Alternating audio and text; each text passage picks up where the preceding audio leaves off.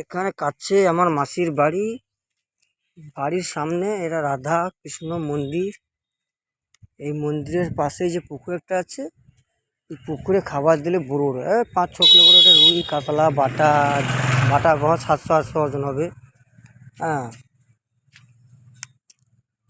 এই পুকুরে মাছ ছেড়েছে, মাছগুলো খায় না, মাছগুলো মারা গেলে মাটি খুঁড়ে ভরিয়ে দেওয়া হয় এই পুকুরটা।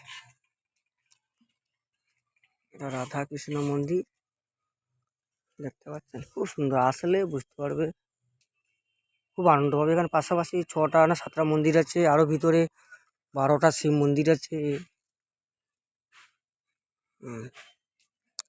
এই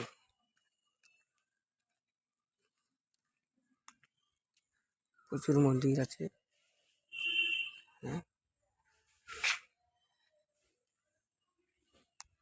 ভিতরে আছে, এখন কবার বন্ধ, খুলছে না। বুঝতে পারছো, ওখানে কচুয়া।